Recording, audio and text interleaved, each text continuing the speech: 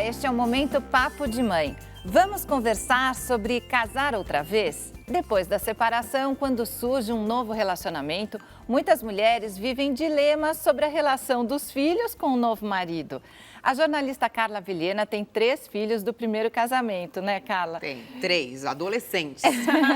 E você casou de novo há quanto tempo? Casei em 2011. Namorei de 2009 a 2011 e casei em 2011. E tem muitas mulheres separadas que têm medo de contar para os filhos que estão namorando. E daí surgem muitas dúvidas. Está aqui com a gente a psicóloga Cecília Russo Troiano para nos orientar.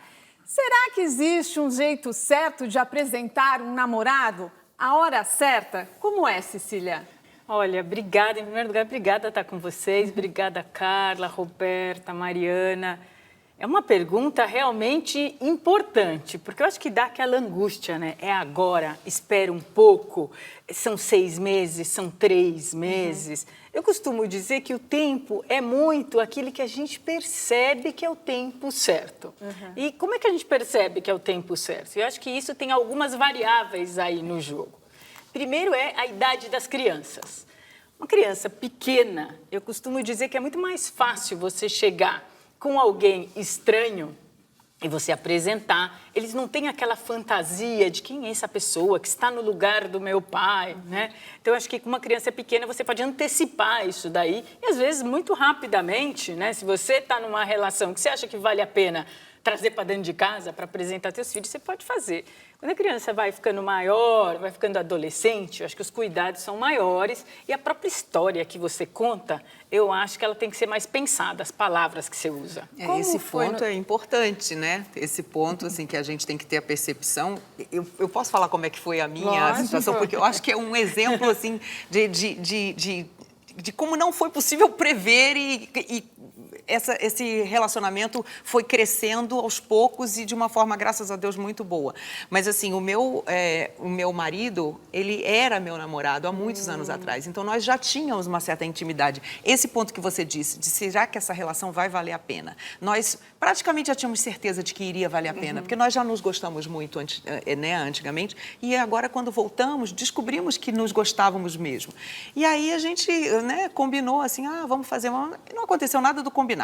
Logo no começo, eu tive que levar minha filha no médico e era no centro da cidade, lá no Rio de Janeiro e tal. Ele ficou preocupado e foi me buscar no médico umas 7, 8 da noite para eu não sair de lá sozinha. Ele chegou com um bombom no bolso e deu para minha filha. Aquele homem sentado do lado da minha filha olhou para ele, pegou o bombom rapidinho assim, segurou o bombom, mas ficou em pânico. Então, assim, foi muito difícil para ele, principalmente a menina. Os meninos, só rolou uma bola, deu uns chutinhos, os dois já jogaram futebol com ele e fizeram amizade. Mas a menina resistiu mais de 1 ano à presença dele. Engraçado como isso conta também. É difícil mesmo, né, Cecília? Porque quando os pais se separam, é uma frustração para os filhos, né? Então tem que respeitar esse tempo, como aconteceu com a filha da Carla. Eu costumo dizer que é o seguinte, os filhos não se incomodam, né, da esposa se separar do marido. O que eles se incomodam, vamos dizer, é do pai separar da mãe. Parece que não, mas são figuras diferentes. É verdade. E a história de cada caso é um caso, e além do que tem o inesperado, como a Carla falou. Porque às vezes acontece uma situação inesperada e que você tem que saber ter o jogo de cintura naquele momento para saber o que eu faço, né? Tipo, dou o chocolate, não dou o chocolate, deixo entrar. Então, acho que tem muito essa situação de como é que você vai trazer. E lembrar que você vai ter situações que vai ter que saber como se comportar e você não estava prevendo aquilo. E pode ser natural também, quer dizer, os seus filhos hoje estão maiores, né? Você tem a Clarissa e o Pedro, que estão com 17 anos, são gêmeos. Gêmeos, E o Marcelo, que está com 12. Sim. O seu caçula tinha 4 anos quando ele o meu caçula tinha 4 conheceu. anos quando o Carlos chegou e ele foi muito aberto, porque ele já é naturalmente uma criança muito afetuosa. E o Carlos chegou com muita tranquilidade. Ele não chegou se impondo, ele não chegou mandando. Isso é muito importante também. Ele não é o pai. Então, ele tem que ser mais um amigo no começo. Mas, ao mesmo tempo, quando ele vai assumindo as atribuições de pai, ele também precisa ter o respeito das crianças. E você logo apresentou ele como namorado ou primeiro como amigo? Não tinha como, né? Foi muito rápido, porque a gente já se conhecia, enfim, ele já entrou em casa. E aí eu dizia, olha, esse daqui é um amigo da mamãe conhece há muito tempo. E como ele morava no Rio, eu morava em São Paulo, ele ia para São Paulo e ficava hospedado na minha casa, no quarto de hóspedes. E a minha filha verificava se ele tinha realmente dormido no quarto de hóspedes. Ele tinha que desfazer a cama, ele tinha que deixar tudo lá bagunçadinho para ela entrar e ver, tá, dormiu aqui no quarto de hóspedes. E uma vez ela bateu na porta do meu quarto e ficou assim, mamãe, eu estou ouvindo uma voz aí dentro. E olha que engraçado, o ciúmes partiu da menina e não dos meninos, né?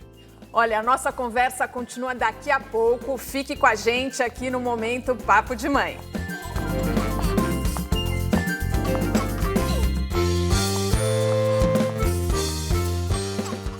Estamos de volta com o Momento Papo de Mãe e o assunto desta vez é segundo casamento e a relação do novo marido com os filhos.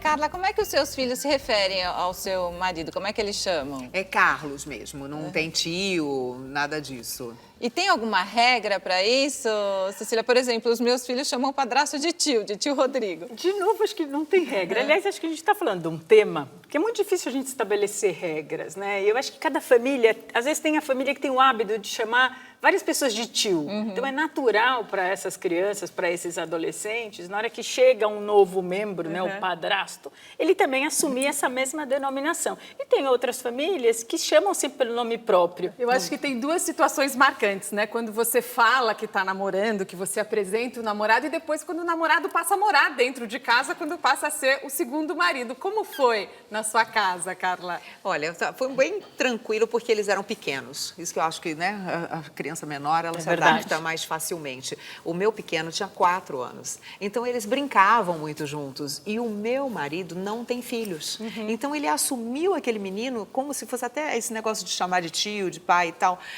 O engraçado foi que ele, o meu marido, chama o meu filho, às vezes, de filho. E eu vejo que é de uma forma um pouco constrangida. Ele gostaria de chamar de filho, sabe? Então, ele fala assim, não faz isso, meu filho.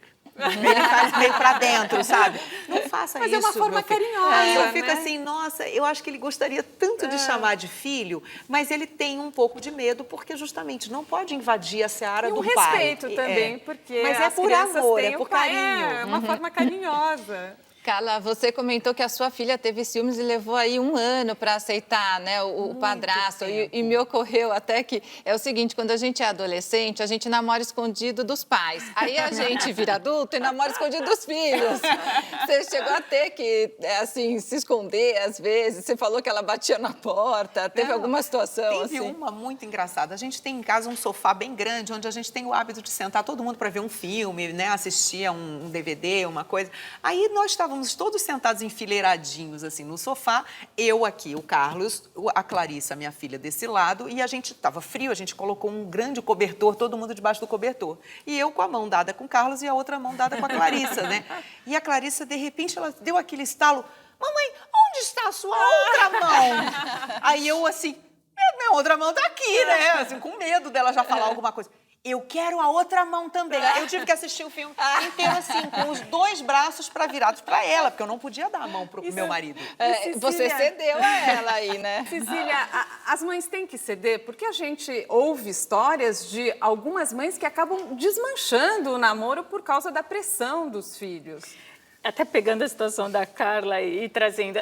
Tem um sentimento de posse dos filhos, porque assim, quando é o pai biológico, né, e se ele mora com essa família desde o começo, ele vai já fazendo parte daquele território, né? Ele vai possuindo aos poucos aquele território. Quando chega o padrasto, ele chega meio de repente, como assim? A mão da minha mãe era só minha, né? Ou do meu pai. Então chega alguém que quer dividir. Tem que conquistar os espaços. Tem que né? conquistar o espaço. Agora, pegando o seu tema, é o seguinte, eu acho que os filhos não devem mandar na nossa vida. Eu acho que a gente tem que saber como introduzir. Nós somos adultos, fazer isso de uma forma ponderada, com bom senso, mas as nossas vidas não podem ser dirigidas pelos nossos filhos. Porque os nossos filhos vão ter as próprias vidas também, né? Sim. E chegou pra gente por e-mail um recado que a Letícia Bernardes mandou para a mãe dela. Meu sonho é ver a minha mãe e o meu padrasto se casando na igreja. Eu também sonho em viajar para Bariloche com ela. Eu faço tudo com ela, faço tudo por ela. Eu amo a minha mãe. Que bonitinho, que graça. Né? Eu tenho outra situação dessa. Eu tenho todas as situações que vocês precisarem. No meu caso, a gente casou na igreja, porque eu não tinha casado na igreja no primeiro casamento. Então, nós casamos, eles foram pajens, foi muito bonito. Só que nós não pudemos ter lua de mel, porque o Carlos estava iniciando um novo emprego, então ele não pôde sair para a lua de mel. E nós não conseguimos ter lua de mel até o ano passado. Ou seja, nós ficamos 6 anos casados viajando com as crianças. Eu achava muito engraçado porque justamente o Carlos era solteiro antes de casar comigo. Então eu dizia assim, meu amor, você sonhava com algo tão diferente, né? Você sonhava com uma vida assim com a sua mulher. Agora é aquele bando de crianças, os amigos das crianças, aquele carro com 8 lugares, sabe? Levando aquela galera atrás. Que bom que ele aceitou, que ele gosta, né? Porque que ele assumiu é as uma crianças. família para ele. Todo mundo ali é uma família, E entendeu? até pegando é muito bonito isso, né? Ele assume a família Sim. como sendo dele. E até pegando o teu depoimento e juntando com o depoimento que a gente acabou de ouvir, acho que o que tem de bonito ali, ela tem essa coisa, né? Eu faço tudo com a minha mãe, eu gosto de estar com a minha mãe, mas ela quer ver a felicidade da mãe, né? E acho que ela quer compartilhar e partilhar aquele momento. Então, acho que ela sonha com esse desfecho. Só não pode querer ir junto na lua de mel, né? Aí já tem limite, território da mãe. E o legal que a gente está vendo, porque no caso dele, ele não tinha filhos. Como um homem sem filhos assume essa paternidade, né? Como isso independe da pessoa ter ou não filhos também, esse papel. Eu acho que isso fez bastante diferença, né? Porque a gente usa essa expressão, ô meu filho, não faça isso, mesmo que não seja o nosso filho. Então, na tua história, quando você conta o que o teu marido faz, eu acho que ele tem vontade de falar não só no termo genérico do termo como a gente usa, mas sentido de coração. Sim, é aquela pessoa que a gente gosta, que a gente tem vontade de estar junto, que a gente quer dar carinho. Então, isso, a biologia não indica São isso. novas composições familiares que vão se formando aí com muito respeito, né? E quanto mais gente gostar dos nossos filhos, melhor, né, Carla? Na verdade, isso foi até um pacto que nós fizemos ainda no namoro. Falei para ele, se você quiser ter filhos, não é o meu caso, eu tenho 3 já. Ele, não, tudo bem. Então tá bom. Não tem aquele ditado, né? Quem meu filho beija, minha boca adoça, né? Então, acho que é isso. Quer dizer, quando alguém gosta dos nossos filhos, aumenta o nosso amor também por essa pessoa. Verdade. Ai, tão gostosa a nossa conversa, mas acabou o tempo do programa. Infelizmente, muito rápido. Quero agradecer, Cecília, Carla, por terem vindo. Você quer deixar um site, Cecília? Então, meu site é o www.vidadeequilibrista.com.br. Estou no Facebook, também no Instagram. E é uma delícia conversar com vocês. Obrigada. Nossa, e eu agradeço também muito esse convite, adorei estar aqui com vocês. Eu queria chamar, então, para quem quiser entrar no meu blog, que é o carlavilhena.com.br. Eu falo ali sobre estilo de vida, sobre viagens, culinária e essas questões domésticas. Muitas dicas lá, né, Carla? Muitas dicas. Muitas dicas e também pensatas sobre a vida de mãe. Obrigada. E obrigada a você que nos assiste e participa tanto nas redes sociais com sugestões e perguntas. E já baixou o aplicativo Cultura Digital no seu celular? É de graça e dá para assistir ao vivo a nossa programação. Até a próxima aqui no Momento Papo de Mãe. Até lá, tchau!